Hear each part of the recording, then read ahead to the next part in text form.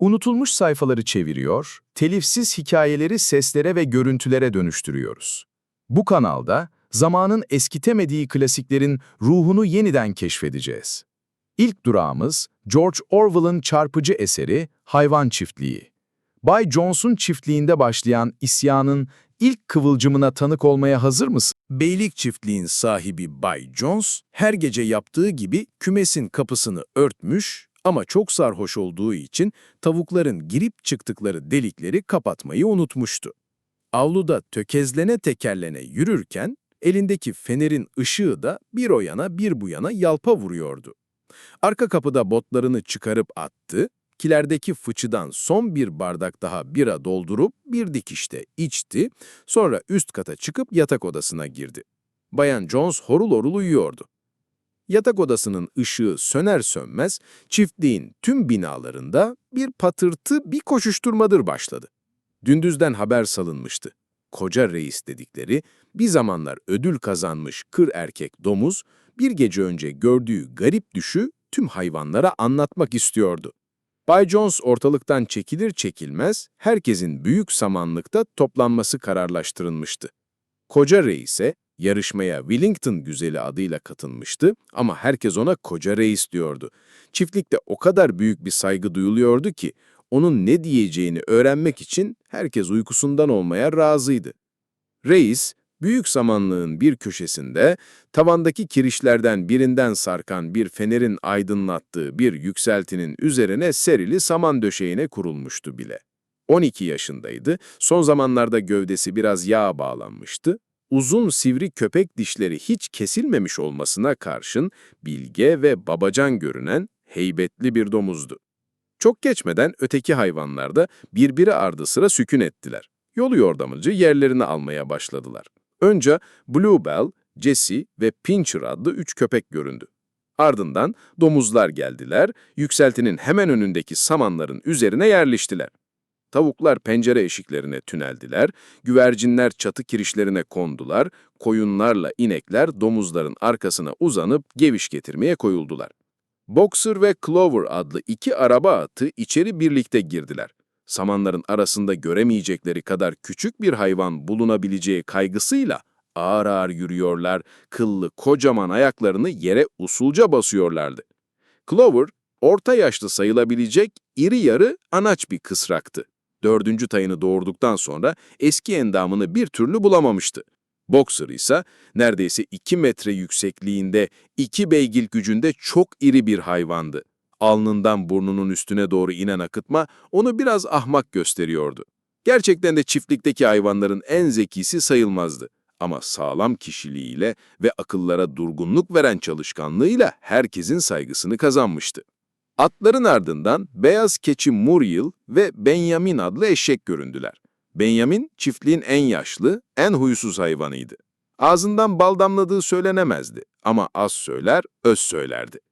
Tanrı bana sinekleri kovayım diye bir kuyruk vermiş ama keşke sineklerde olmasaydı kuyruğumda. Çiftlikteki hayvanlar arasında bir tek o hiç gülmezdi. Neden gülmediğini soranlara, gülünecek ne var ki diye karşılık verirdi. Ama açıkça belli etmemesine karşın Boxer'a hayrandı. İkisi pazar günlerini birlikte geçirir, genellikle meyve bahçesinin arkasındaki çayırda hiç konuşmadan yan yana otlarlardı. 2 at henüz yere uzanmışlarken annelerini yitirmiş yavru ördekler ciyak ciyak bağırarak birerle kol halinde samanlığa girdiler, paytak paytak koşturuyor, ayaklar altında ezilmeyecekleri bir yer aranıyorlardı. Clover, kocaman ön ayağıyla ördek yavrularının çevresine bir duvar ördü, onlar da oraya sığınıp birbirlerine sokulup o saat uykuya daldılar. Son anda Bay Jones'un 2 tekerlikli arabasını çeken, saçı uzun aklı kısa bir beyaz kısrak çıka geldi. Ağzında kesme şekeri süzüm süzüm süzülerek içeri girdi.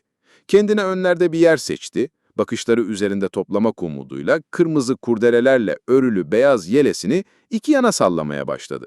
Son olarak da kedi göründü. Huyu kurusun hemen en sıcak yeri aranmaya başladı, sonunda Boxer'la Clover'ın arasına sığıştı. Koca reisin söylevinin sonuna kadar söylediklerinin bir tekine bile kulak vermeden keyifli keyifli mırlanıp durdu.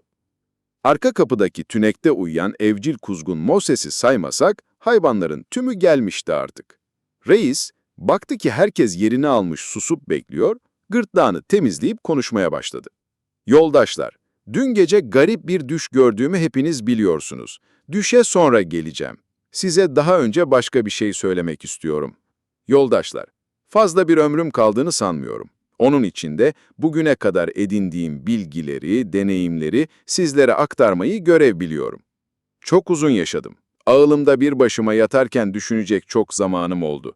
Bu dünyanın düzenini yaşamakta olan her hayvan kadar kavradığımı söyleyebilirim. Bugün sizlerle konuşmak istediğim de bu işte. Evet yoldaşlar, yaşadığımız hayat nasıl bir hayattır? Açıkça söylemekten korkmayalım. Şu kısa ömrümüz, yoksulluk içinde sabahtan akşama kadar uğraşıp didinmekle geçip gidiyor. Dünyaya geldikten sonra yaşamamızı yetecek kadar yiyecek verirler, ayakta kalanlarımızı canı çıkıncaya kadar çalıştırırlar, işlerine yaramaz duruma geldiğimizde de korkunç bir acımasızlıkla boğazlarlar. İngiltere'de 1 yaşına geldikten sonra hiçbir hayvan mutluluk nedir bilmez. Hiçbir hayvan dinlenip eğlenemez. İngiltere'de hiçbir hayvan özgür değildir. Hayatımız sefaletten ve kölelikten başka nedir? İşte tüm çıplaklığıyla gerçek bu. Peki bu durum doğanın bir yasası mıdır? Ülkemiz topraklarında yaşayanlara düzgün bir hayat sunamayacak kadar yoksul mudur? Hayır yoldaşlar, asla. İngiltere toprakları bereketlidir. Havası, suyu iyidir yurdumuzun. Bugün bu ülkede yaşayan hayvanlardan çok daha fazlasına bol bol yiyecek sağlayabilir. Yalnızca şu bizim çiftlik bile bir düzine atı, 20 koyunu, yüzlerce koyunu besleyebilir. Besleyebilir ne demek? Onlara bugün bizim hayal bile edemeyeceğimiz kadar rahat ve onurlu bir hayat yaşatabilir. Öyleyse bu sefalete neden boyun eğelim? İnsanlar emeğimizle ürettiklerimizin neredeyse tümünü bizden çalıyorlar. İşte yoldaşlar, tüm sorunlarımızın yanıtı burada. Bir sözcükle özetlenebilir. İnsan. Tek gerçek düşmanımız insandır. İnsanı ortadan kaldırın, açlığın ve köle gibi çalışmanın temelindeki neden de sonsuza kadar silinecektir yeryüzünden. İnsan, üretmeden tüketen bir keratıdır. Süt vermez, yumurta yumurtlamaz, sapanı çekecek gücü yoktur, tavşan yakalayacak kadar hızlı koşamaz. Gene de tüm hayvanların efendisidir. Hayvanları çalıştırır, karşılığında onlara açlıktan ölmeyecekleri kadar yiyecek verir, geri kalanını kendine ayırır. Biz emeğimizle tarlayı sürer, gübremizle toprağı besleriz, oysa hiçbirimizin postundan başka bir şeyi yoktur. Siz, şu karşımda oturan keyvanekler, bu yıl kaç bin litre süt verdiniz? Güçlü kuvvetli danalar yetiştirmek için gerekli olan sütleriniz nereye gitti? Her bir damlası düşmanlarımızın midesine indi. Siz, tavuklar, bu yıl kaç yumurta yumurtladınız? O yumurtalardan kaçından civciv çıkarabildiniz? Tümüne yakını pazarda satıldı, Jones ve adamlarına para kazandırdı. Ve sen Clover, doğurduğun o 4 tay nerede? Yaşlandığında sırtını dayayacağın, keyfini süreceğin o taylar nerede? 4'ü de 1 yaşına geldiklerinde satıldı. Onları bir daha hiç göremeyeceksin. İnsanlara verdiğin o 4 tay ve tarlalardaki emeğinin karşılığında bir avuç yem ve soğuk bir ahırdan başka ne gördün? Kaldı ki yaşadığımız şu sefil hayatın normal sonuna varmasına bile izin vermezler. Ben gene talihli sayılırım. Onun için pek o kadar yakınmıyorum. 12 yaşındayım, 400'den fazla çocuğum oldu. Bir domuz için çok doğal. Ama hiçbir hayvan sonunda o gaddar bıçaktan kaçamaz. Siz, karşımda oturan genç domuzlar, bir yıla kalmaz bıçağın altında ciyaklaya can verirsiniz. İnekler, domuzlar, tavuklar, koyunlar, bu korkunç son hepimizi bekliyor. Hepimizi. Atların ve domuzların yadgısı da bizimkinden farklı sayılmaz. Sen, boksör, şu güçlü kasların gücünü yitirmeye görsen, Jones o saat sakat ve kocaman atları alan kasaba satar seni. Kasapta gırtlağını keser, kazanda kaynatıp av köpeklerine mama yapar. Köpeklere gelince, yaşlanıp dişleri dökülmeye görsün, Jones boyunlarına bir taş bağlar, en yakın göle atar. Öyleyse yoldaşlar, bu hayatta başımıza gelen tüm kötülüklerin, insanların zorbalığından kaynaklandığı gün gibi açık değil mi? Şu insanoğlundan kurtulalım, emeğimizin ürünü bizim olsun. İşte o zaman zengin ve özgür olacağız. Öyleyse ne yapmalı? Gece gündüz var gücümüzle insan soyunu alt etmeye çalışmalı. İşte söylüyorum yoldaşlar, ayaklanın. Bu ayaklanma ne zaman gerçekleşir bilemem. Bir haftaya kadar da olabilir, 100 yıla kadar da. Ama şu ayaklarımın altındaki samanı gördüğüm gibi görüyorum. Hak er geç yerini bulacaktır. Yoldaşlar, şu kısa ömrünüzde bunu aklınızdan çıkarmayın. Ve en önemlisi, bu övdümü sizden sonra gelenlere iletin. Ki gelecek kuşaklar zafere kadar savaşsın.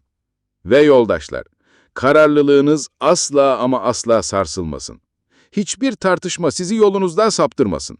İnsanların hayvanlarla ortak bir içi vardır diyenler, birinin dirliği ötekilerinin de dirliğidir diyenler çıkabilir. Onlara sakın kulak asmayın. Hepsi yalan. İnsanoğlu kendisinden başka hiçbir hayvanın çıkarını gözetmez.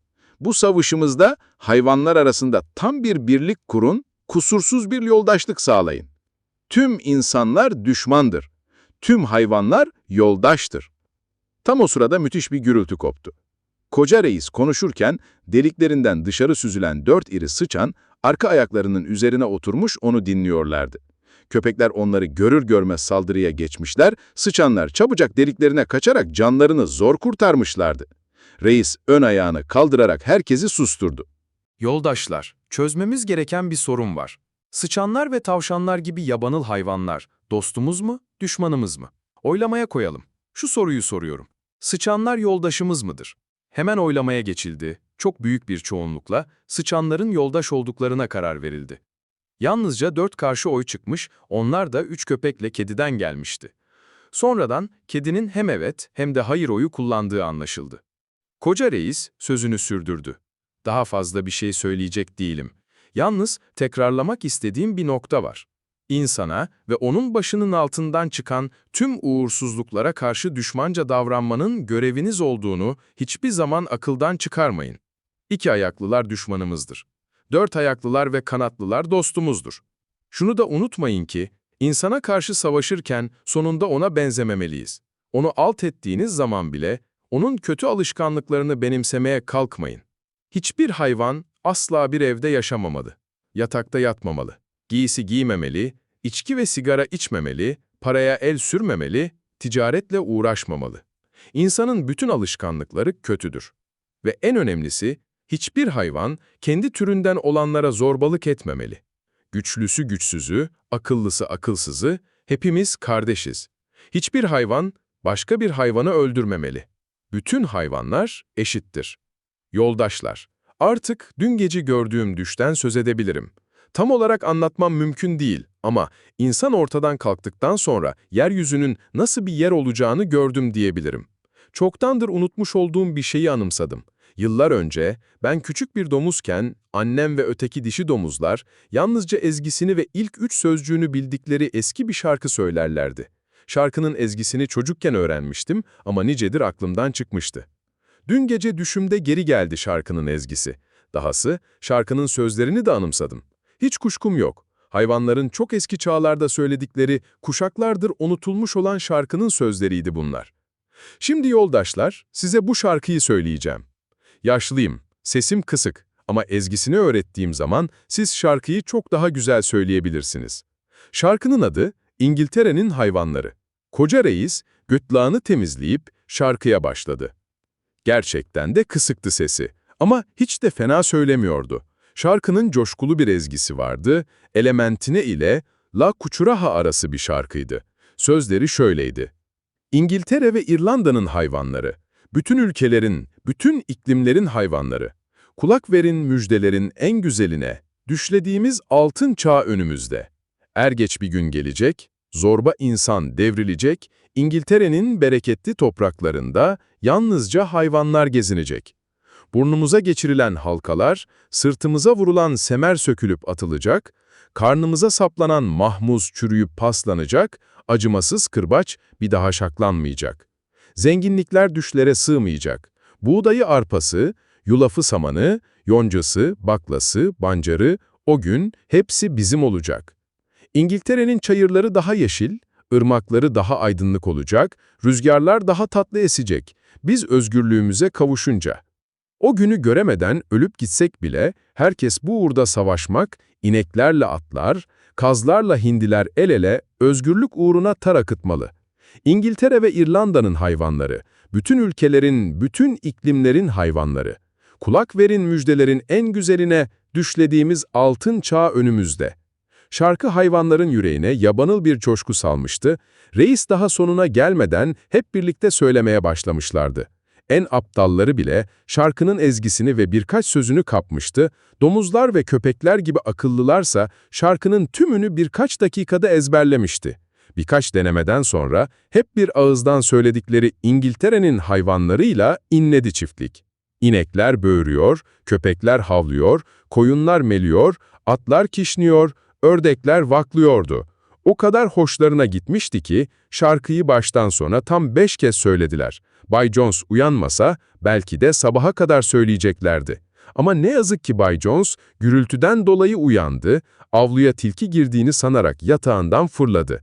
Her zaman yatak odasının köşesinde duran tüfeğini kaptığı gibi karanlığa saçma yağdırdı. İri saçmalar samanlığın duvarına saplanır saplanmaz, toplantıdaki hayvanlar çil yavrusu gibi dağıldılar. Herkes yattığı yere koştu. Kuşlar tüneklerine sıçradı, hayvanlar saman döşeklerine uzandı. Çok geçmeden bütün çiftlik uykuya daldı. Hayvanların isyan ateşi, Koca Reis'in sözleri ve İngiltere'nin hayvanları marşıyla tutuştu. Ancak bu daha başlangıçtı. Bay Jones'un bu duruma tepkisi ne olacak? Hayvanların kurduğu yeni düzen ne kadar sürecek? Hikayenin devamını kaçırmamak için abone olmayı ve zilinizi açmayı unutmayın. Görüşlerinizi yorumlarda paylaşarak sohbetimize katılabilirsiniz. Bir sonraki bölümde görüşmek üzere.